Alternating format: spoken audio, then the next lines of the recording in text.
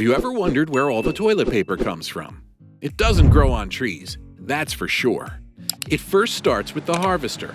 An 18-ton piece of timber harvesting equipment is the smallest machine that starts the process.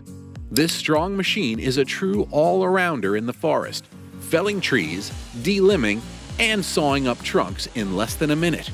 It features 4 curved blades on the side and a saw at the bottom. The fallen trunk is delimbed by the knives, and it is propelled ahead by these rollers. The harvester can remove up to 100 trees in a single hour, but it is selective. It seeks only bad timber, twisted or incorrect trunks. Furniture is made from better wood, and toilet paper is a waste of excellent straight wood. At the facility, thousands of tree trunks come in with the intention of being processed into pulp, which is a necessary raw material for paper goods like toilet paper. The colossal wood chipper, which occupies a whole hall with 30-meter-tall conveyor belts carrying wood chips to gigantic stockpiles, is where this process starts. The logs are first put into a shaft that leads to revolving drums that simply crash into one another to remove the bark, eliminating the need for knives, saws, or axes. After that, the logs are submerged in water to remove any remaining sand and stones, preventing them from becoming part of the finished product. After that, a red metal detector searches the logs for metal particles about 20 times a day. It is common to find a variety of metal items, such as screws, nails, crowbars, construction cramps, and even bullet fragments. These metal impurities must be eliminated in order to shield the chipper's knives and other plant components from harm during later production phases. It's time for the decomposer to take control. Wood must be broken down into the smallest strands in order to make paper.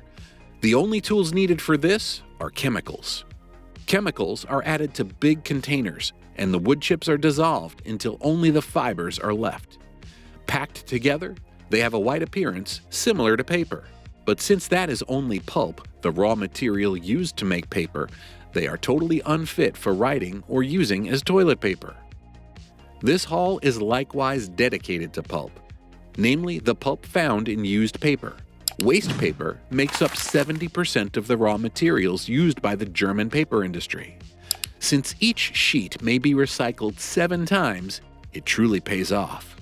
German collectors are especially diligent. This indicates that paper is the primary source of paper in Germany. But this gathering frenzy also means that the blue collection bins are overflowing with cardboard and even plastic. That kind of massive waste is not conducive to producing paper at all, much less toilet paper. Because of this, cleaning up the mess should come first, and that's just what the sorter follows.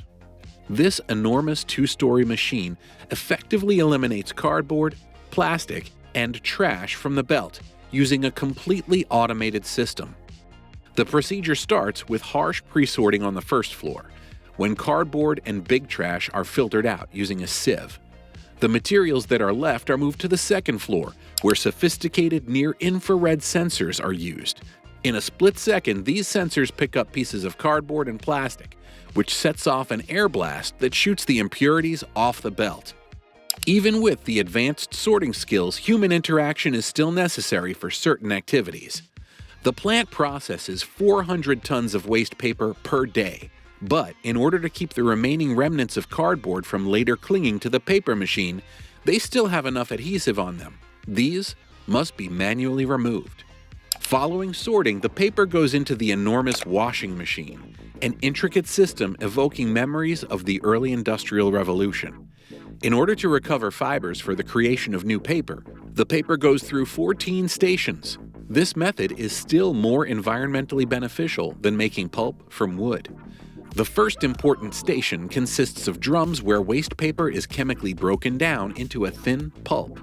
Tiny waste particles are filtered out of this mixture as it passes through a sieve. The fiber combination rotates quickly inside the cleansers during the next step, known as fine cleaning. Sand and splinters, among other heavy dirt particles, are forced outward by centrifugal forces and sink to the wall, where they are eliminated. The dank step is the last one. The procedure used today guarantees cleaner results than in the past, when recycled paper was always gray. Cleaner fibers that are ready to be used to make new paper are left behind after the fiber pulp is cleaned with soap to create foam, which draws ink particles that rise with the bubbles and are skimmed off the top. This is how the final product appears after washing. It is not possible to turn this rough sludge into exquisite paper. It very definitely can. After being bleached and heavily diluted with water, the pulp is sent into the 120-meter-tall paper machine. This is the main apparatus. It takes 4 steps to turn the fluid stock into solid paper: pressing, spraying, drying, and ironing. Sounds easy, but it's really very sophisticated. As we often say, the paper machine is incredibly complex. It has more control circuits than an airplane, but it isn't able to take off. However, the speed is unquestionably similar. The wire is this 10-meter white web. It speeds across many rollers in the machine at 100 kilometers per hour. This wire is used to manufacture the paper. The combination of fibers, additives, and water determines the type of paper, be it toilet paper or newsprint paper. The production process is always the same, in theory. This is how it operates. The fiber mixture is first sprayed onto a wire using 160 nozzles. The fibers stick to the wire while the water shoots through and drains away. In order to extract more water from the fibers, rollers at the second station press the wet fiber layer onto press felt, a special covering. The paper must still pass through a 65-meter-long heater or roller mill with rollers that reach 110 degrees Celsius, because it still retains too much moisture. The thin fiber layers become bone-dry paper as a result of this drying process. But the paper is still a little wrinkled, so rollers are needed to iron it flat. Next comes quality control, where sensors determine the density and thickness of the paper. It's astounding that the whole thing takes just 7 seconds to complete. The paper web winds onto an enormous 40-ton jumbo reel in approximately 50 minutes. Even while this product is produced in enormous amounts, it is comparable to Germany's high rate of consumption, where an average person uses approximately 250 kilograms of paper annually, including toilet paper rolls, which are used up in less than 8 days. The toilet paper winder comes in to turn a large reel of toilet paper into little rolls. At 80 meters in length and a daily output of 500,000 rolls, this machine is amazing, even if it is not as big as the paper machine. It's important to wind yarn correctly. Jumbo reels are unwound in multiple steps, combining the paper layers to provide the desired 3-ply toilet paper. The paper is then adorned with vibrant patterns, such as flowers, using inking rollers because almost 3/4 of Germans like their toilet paper to be bright. The reverse side is micro-embossed, which adds volume and a nice soft texture by pressing tiny dots into the paper. This painstaking procedure guarantees that the finished product will be both aesthetically beautiful and cozy to use. A roller secures the paper layers together by applying a unique glue, preventing the layers from coming apart right away. The cardboard rolls, the paper's focal point, are then given to it after it has been pressed and perforated once again via a frame and a conveyor belt. These cardboard cores are brought inside the machine from the outside. The exact length of an 18.75-meter roll of toilet paper is achieved by winding the paper around them.